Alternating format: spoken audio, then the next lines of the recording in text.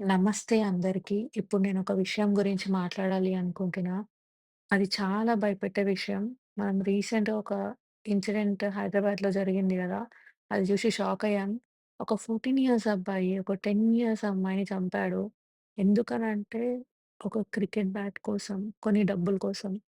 So, ఇది మన సమాజంలో జరిగింది. ఒక చిన్న పిల్లని చంపిండు. ఇది చాలా క్వెషన్స్ ఏస్తుంది.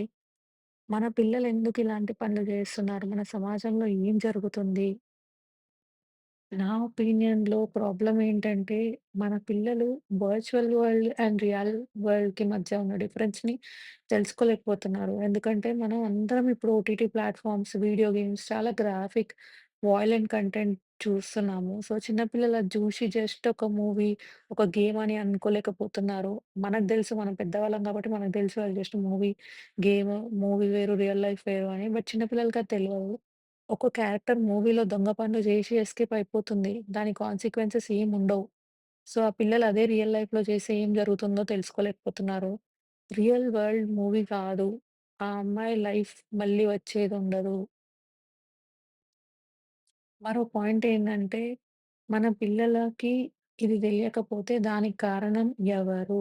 ఇది ఒక్కరి వల్ల జరగలేదు. అందరం ఫోకస్ జేయాలి. పేరెంట్స్‌కి రెస్పాన్సిబిలిటీ ఉండాలి. మనం మన పిల్లలతో మాట్లాడుతున్నామా?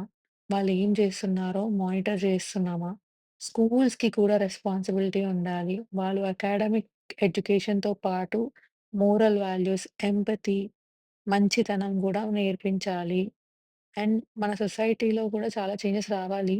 మీడియా కంపెనీస్ కూడా సీరియస్‌గా ఉండాలి. చిన్న పిల్లలకి ఏం కంటెంట్ చూడాలో, ఏం చూడకూడదో తెలియాలి. సో, మన అందరి ద్వారా ఇదైతే చేంజ్ అవ్వాలి. అందరూ పేరెంట్స్ ప్లీజ్ మీరు మీ పిల్లలతో మాట్లాడండి. వాళ్ళకి కొన్ని బౌండరీస్ సెట్ చేయండి. అండ్ స్కూల్స్ కూడా మీరు స్కూల్స్‌లో వాల్యూ బేస్డ్ ఎడ్యుకేషన్ ఇంట్రొడ్యూస్ చేయాలి. అండ్ సొసైటీలో మనందరం ఒక మనుషులంలాగా ఉండాలి. అండ్ అందరూ చేంజ్ అవ్వాలి ఇక నుండి. మనందరి నుండి ఒక చిన్న చేంజ్‌తో మనందరం ఒక పెద్ద చేంజ్ క్రియేట్ చేయాలి. ఇది జస్ట్ ఒక వీడియో మాత్రమే గాదు. ఇది ఒక కాన్వర్జేషన్.